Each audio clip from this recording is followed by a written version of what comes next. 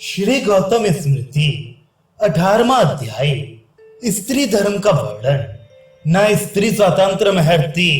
इस मनुवाक्य के अनुसार स्त्री धर्म करने में भी पति के अधीन है।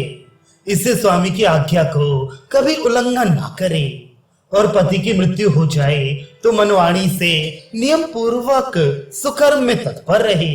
यदि उस अवसर में उसकी संतान की इच्छा हो तो पति के सहोदर अर्थात अपने देवर से ऋतुकाल में समागम कर संतान उत्पन्न कर ले, बिना ऋतु के गमन ना करे। और यदि देवर ना हो तो जिसके साथ ऋषि पिंड और गोत्र का संबंध है या केवल योनि संबंध वाले देवर से संतान उत्पन्न कर ले, परंतु ऋतुकाल के सिवाय गमन ना करे।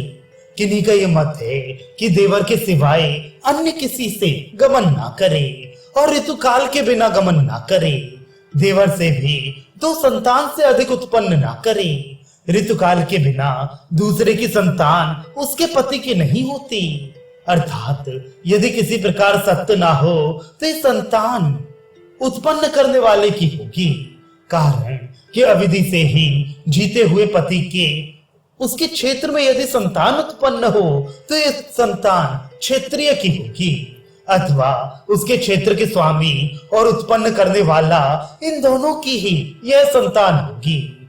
वास्तव में तो जो पालेगा उसी की वह संतान होगी। और दूसरे ये कलिवर्ज्य भी है, इससे द्विजाति में आदर के योग्य नहीं है।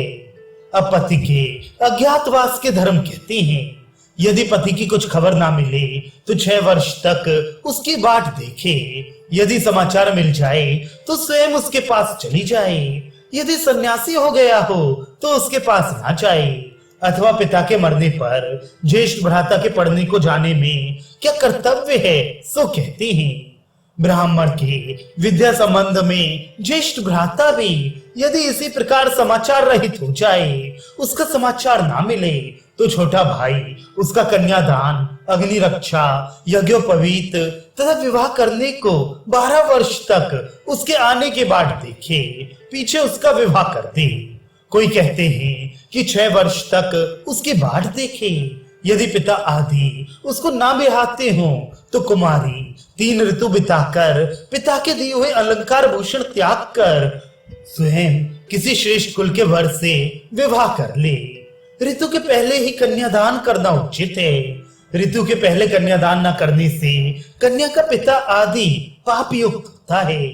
कोई कहते हैं कि कन्या ऋतुमती होने से पहले ब्याहना उचित है। यदि द्रव्य ना हो तो इस विवाह संपन्न करने अथवा किसी धर्म के काम को करने के निमित्त शूद्र से भी द्रव्य ले लेने में दोष नहीं है।